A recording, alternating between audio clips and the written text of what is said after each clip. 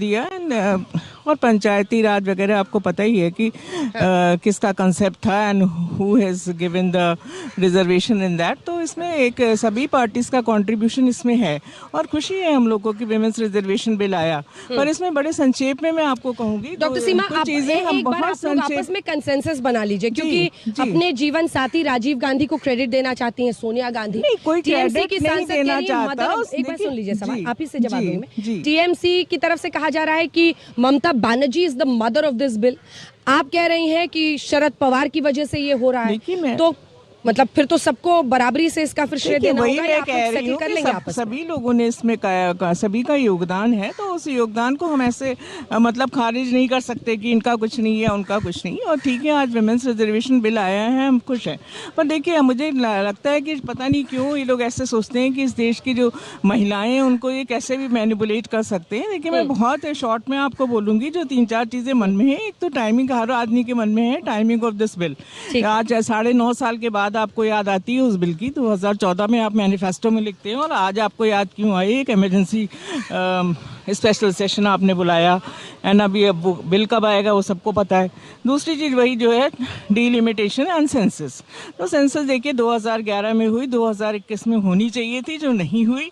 और अगर हम पूछेंगे तो वही कोरोना था, ये सब था, पर कोरोना खत्म हुए भी बहुत दिन हो चुके हैं। तो सेंसस को लेकर जो आपका प्रश्न है, जैसे ही बीजेपी सांसद यहाँ पर आती हैं, अगर आपने इसको सब्जेक्ट टू कर दिया है, उनकी इतनी इच्छा थी तो वी फील लाइक, हमें लगता है कि शायद हम बहुत बेवकूफ बनाया गया है। हमें ये बिल इम्प्लीमेंट कब होगा, दैट इज वेरी इंपॉर्टेंट। और हमने सबने सहयोग करा है। और ओबीसी कोटा इन कोटा की जो बात है, एक हाशिए पे खड़ी हुई जो महिलाएं हैं उनके लिए आवाज उठाना कोई बुरी बात नहीं है।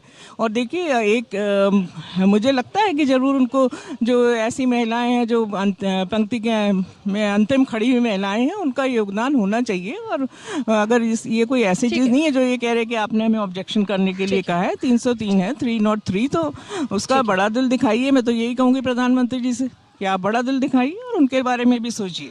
ठीक है, एक बड़ी खबर इस वक्त कनाडा से आ रही है जो अपने दर्शकों को पहले बता दें, उसके बाद चर्चा आगे लिए चलेंगे।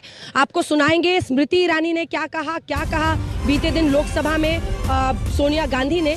लेकिन उससे पहले जो ये खबर आ रही है खालिस्तानी आतंकी अर्शदीप सिंह की, वो हम आपको बता रहे हैं। पंजाब से फरार होकर कनाडा में रह रहा था सुखविंदर सिंह सुक्खा, उसकी हत्या हो गई है।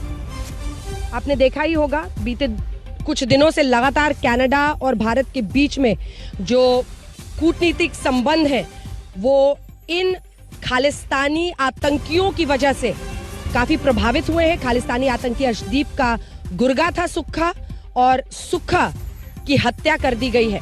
इससे पहले भी एक ऐसे ही खालिस्तानी आतंकी के मारे जाने को लेकर कई आरोप और सवाल खड़े किए थे Justin Trudeau Canadian prime minister ने, जिसके बाद दोनों देशों के बीच में कूटनीतिक रिश्ते प्रभावित हुए और सीनियर डिप्लोमेट को उन्होंने हटाया। जिसके बाद हमने भी यहाँ भारत से जो सीनियर डिप्लोमेट है उसको 5-6 दिन में लौटने की वक्त के। हमारे साथ अरविंद ओझा हमारे सहयोगी इसी खबर पर जुड़ रहे हैं। कनाडा में गैंगस्टर सुखविंदर सिंह सुक्खा की हत्या हो गई है अरविंद, और क्या कुछ जानकारी है इस बारे में?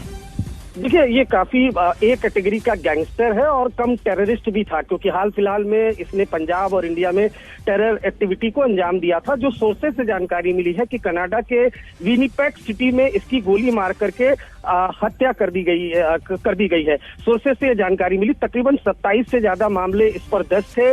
भारत से फरार होकर ये कनाडा में शेल्टर लिया।